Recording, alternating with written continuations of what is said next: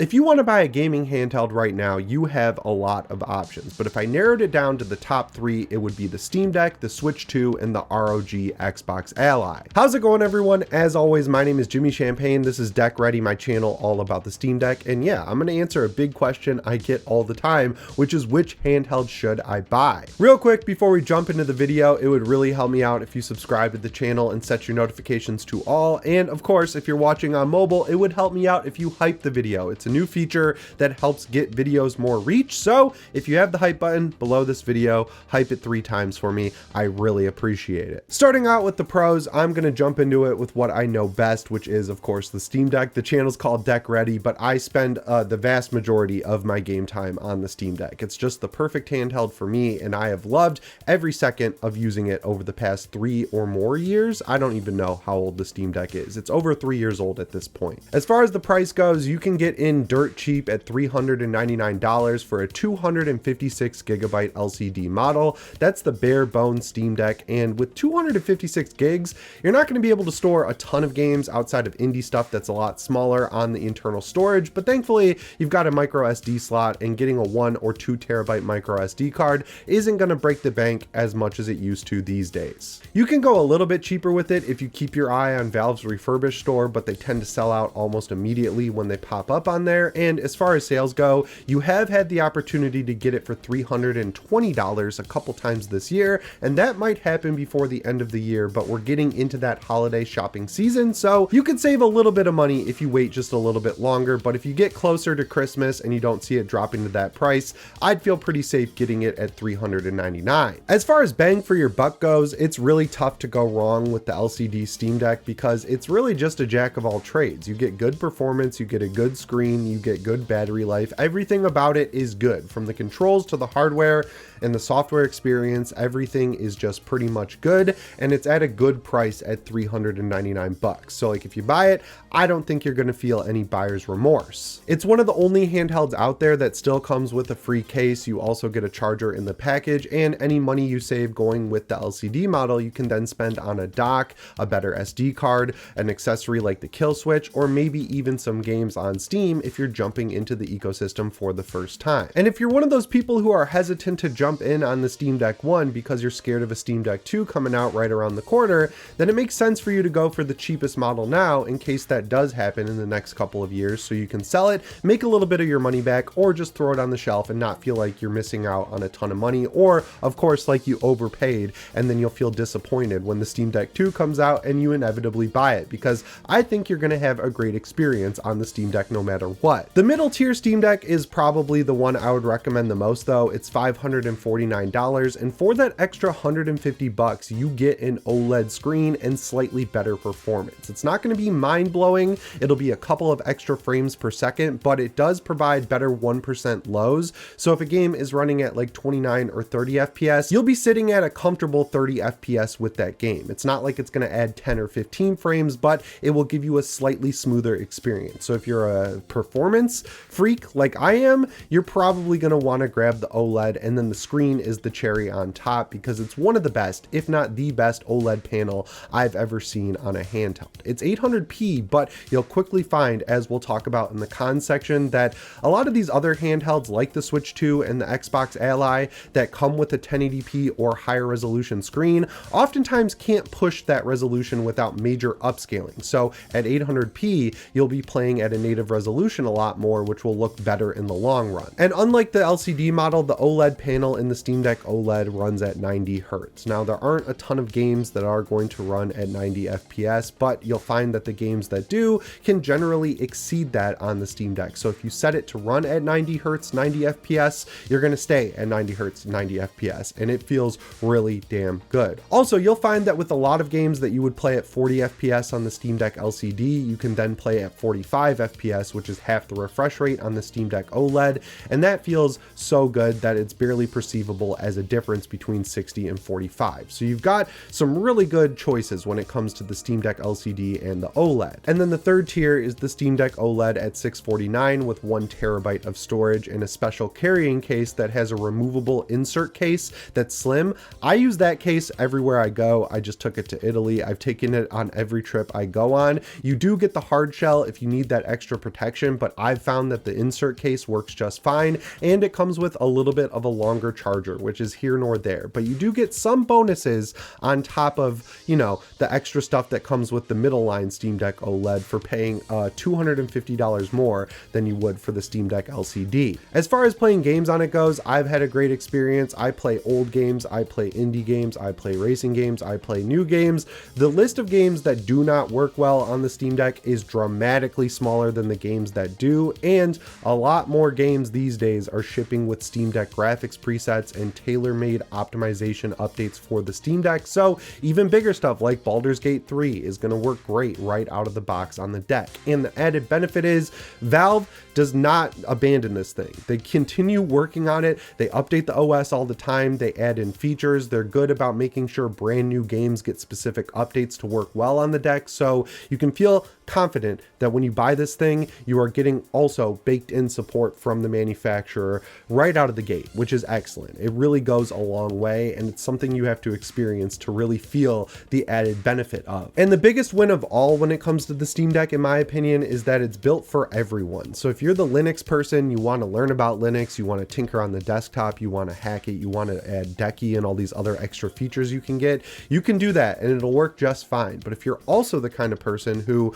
just wants to use it as a game console, you want to hit the power button and get into a game within an hour, it is built for you in mind as well, because you can go literally forever without ever interacting with the desktop once or even seeing it. Like, I'm sure there's people out there who don't even know the Steam Deck has a desktop mode because SteamOS is built so well that it can just work as a game console. So those are some pretty tough to beat pros for the Steam Deck, but let's talk about the ROG Xbox Ally. I've had my hands on this thing for about 2.5 weeks now, and I've put some pretty solid game time into it, and the pros immediately stand out from the first second you turn this thing on, or at least take it out of the box. But let's talk about pricing first, like we did with the Steam Deck. So your first option is the ROG Xbox Ally, no X at the end. This one comes in a white colorway. It's $600, and the chip inside is on par with the Steam Deck because it's literally the Steam Deck's chip. It's called the Z2A, but it's a rebranded Steam Deck chip. So you're basically going to get the exact same performance out of this thing that you're going to get out of the Steam Deck. Then at the higher tier, you have the ROG Xbox Ally X. This one comes in black. Functionally, as far as hardware goes, they're identical except for the chip because it comes along with the latest tech, which is the Z2 Extreme processor, which is extremely powerful. As far as the screens go, it is a bummer that the more expensive one doesn't come with an OLED panel, but Asus did a really good job with this LCD screen, and they know it because they've used the same screen for every version of the ROG Ally, whether it was the white one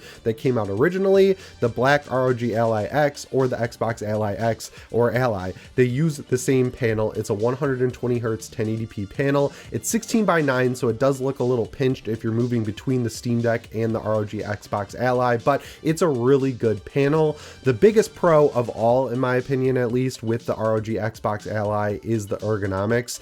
They've kind of fought an uphill battle with this. With the first two generations, it was very angular, it was very squared off, and if I'm being real, it was pretty uncomfortable to hold. So they just gave in and slapped Xbox style grips onto the side of it, and it didn't really expand the profile of the thing all that much, but it makes a huge difference because this is one of the most comfortable to hold for long periods of time handhelds that I've ever experienced. I think the biggest win, bar none, for this thing is 100% these handheld style grips or controller style grips because they are excellent. And another big pro is that this thing has a revamped version of Windows called the Xbox Full Screen Experience. The Windows team let the Xbox team come over and build out the Xbox app to be a really decent, I would say, competitor to Steam OS in the sense that you can get through it all with a controller. It boots into it immediately. You can launch your Steam games, you can launch your Epic games, your Ubisoft games, and of course your Xbox games right from the Xbox app. You can interact with your friends, you can change performance profiles, all without ever seeing the Windows desktop. And of course, if you pick up the Z2 Extreme version, you're going to get the best performance possible in a handheld right now that isn't thousands and thousands of dollars. It's just $1,000.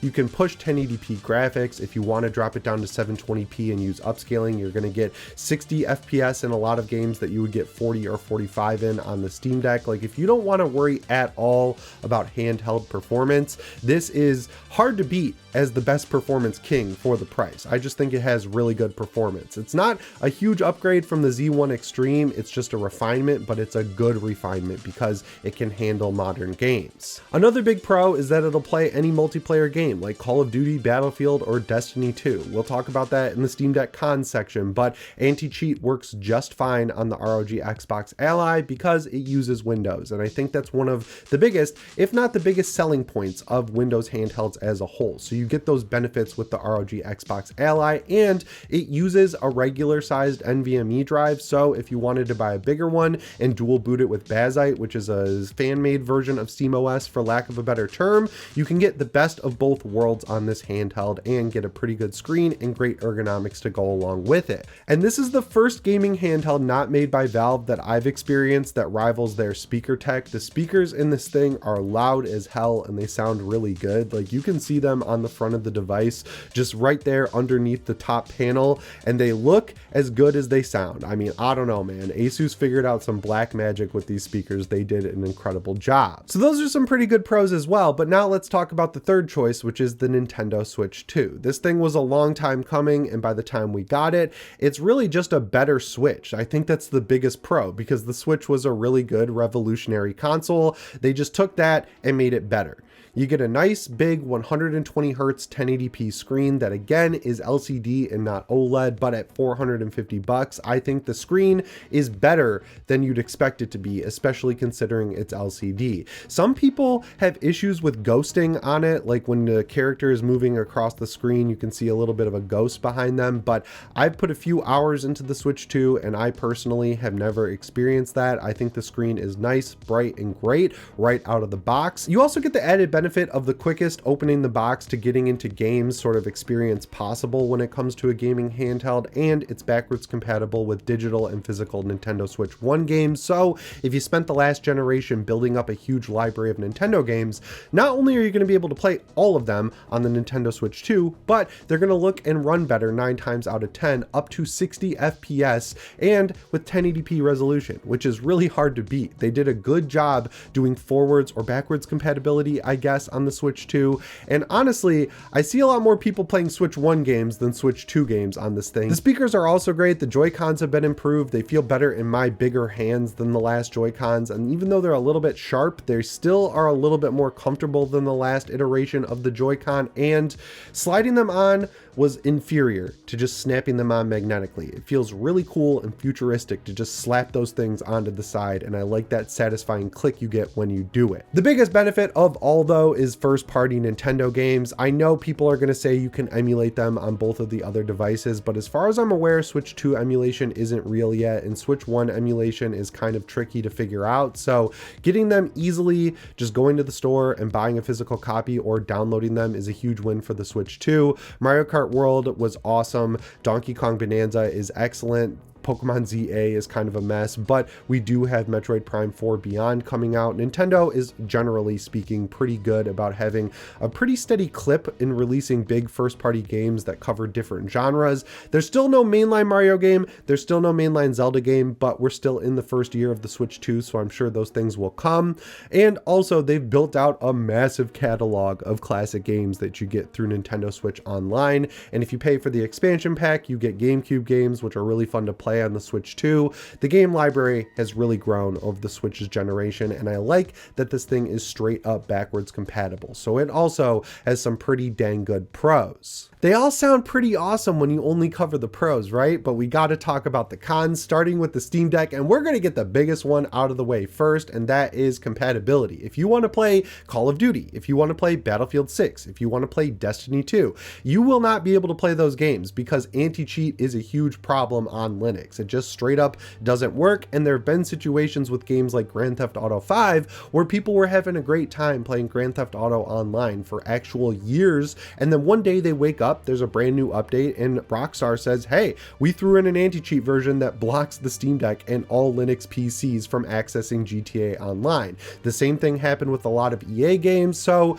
it's kind of like a weird situation where you could be playing an online game one day and then stop playing it the next because you get an update update that completely breaks it. So if those are the games you want to play on a gaming handheld, I would not buy the Steam Deck because it's going to be a very frustrating experience for you. But in my experience, I don't play a lot of those games on a handheld, nor do I want to. Battlefield 6 is a desktop experience. I don't play GTA Online. I broke my Destiny addiction, and Hunt Showdown 1896, I think you would be eviscerated if you tried to play that with a controller. So yeah, it's not really a big problem for me, but I know there's a lot of people out there who are still hooked by Call of Duty. They love Battlefield, they love Destiny 2, and they just can't imagine not playing them on a handheld, so that is a major con. Another problem is the way Valve talks to their community, or the lack of talking to their community. Like, they kind of just do things and they'll say one thing and then never really deliver on it. Of course, there's the famous example of Half-Life 2 Episode 3. That never came out. There's still no Half-Life 3. Left 4 Dead 3 never happened. They are allergic to 3s, so that's a good sign for the Steam Deck too, because it doesn't have a 3 after the name. But even though they've said multiple times they see the Steam Deck as a successful product and they're going to make more in the future, with Valve, until it actually happens, you can't really take too much stock into what they're saying. I firmly believe there will be a Steam Deck 2, but it is something you kind of have to keep in mind when you buy into any of their hardware, that there may well never be a second Steam Deck, which would be detrimental for me and this channel, so I'm not even going to think about it. Another con is that while the user base is very dedicated, it's still overall pretty small. Like, there have only been 5 million Steam Decks sold compared to tens of millions Switch 2s at this point, and it's only a few months old, and I don't even know how many Xbox ROG allies there are out there, but I'd imagine it's a smaller user base than the Steam Deck. But the fact that you can only buy it from Steam is kind of a bummer, because it kind of stops the mass market from even knowing what it is. I use it at Starbucks a lot, and I spend more time explaining what it is and what Steam is than actually showing people this really cool device. Like, the vast majority of people have never heard of it because you can only get it from Valve. And the last big con is that the Steam Deck's verification system is just a disaster, if we're being real. Like, that green check mark is very coveted by game developers, but it doesn't really mean a whole lot. There are tons of games that say they're unsupported that actually work. Verified means the game boots up, doesn't have a launcher, and has readable text and runs on the Steam Deck, but you could get a game that's verified and find out that it runs at a rock solid 15 FPS, so that's kind of a bummer, which leaves you to go to YouTube, to go to this channel, to go to Steam Deck HQ, or use my friend Felix's app Deck settings to figure out the perfect settings. That's been more of a bummer in the past than it is now, because a lot more games are shipping with Steam Deck presets, but I've also found that sometimes those are just the lowest settings set to 30 FPS, and you can actually run games at higher settings and get the exact same performance. So it's kind of a mess when it comes to settings on the Steam Deck, and that is a definite con. And a lot of those cons are shared by the Xbox ROG Ally, because again, it's a PC handheld, but the biggest con of all is Windows. They did a good job with Windows Xbox full screen experience, but it's like the bare minimum. You're coming into the marketplace 3 years after SteamOS, and it is nowhere near as well thought out or fleshed out as SteamOS. Whereas I praised the Steam Deck for making sure you never have to interact with the desktop if you never want to, but with the ROG Xbox Ally, right out of the gate, you have to interact with the desktop, because when you open it up, you've got 3 separate apps you have to update from. You've got the Asus Armory Crate, which is how you tune performance and everything for the actual device. You've got the Windows Store, which updates all your apps, like the Xbox app, of course. And then you've got Windows itself, which the update process on Windows is like throwing darts at a dartboard, man. Like, when I got this thing out of the box, I had to restart it 3 or 4 times during the update process just to get the update that included the Xbox full screen experience to show up. I know for the mass market models, they've made it so it launches with Xbox full screen experience, but there's no way around it. You're gonna have to access the desktop at some point to update this thing, and that's just a huge bummer, especially considering it's $1,000. And that's the second big con, the price. At $600, it's reasonable, but you know, it has a 1080p panel and you're using the Steam Deck's chip. The Steam Deck uses an 800p screen for a reason, and that reason is the chip is made for 720p/800p 16:9 versus 16:10. It even launches with the resolution set to 720p out of the box because they know that, so why did you include a 1080p screen? So I would just stay away from the $600 one altogether, because it's out of date at this point, especially considering it comes with the 1080p panel and you get a performance drop when you use Windows instead of SteamOS. You could buy it and install SteamOS, but you could save yourself a lot of time and money if you just bought a Steam Deck. So as far as I'm concerned, I would just stay away from the white model of the Xbox ROG Ally. The black one is $1,000, and it's not that much better performance-wise than the Steam Deck to where it justifies that massive increase in price.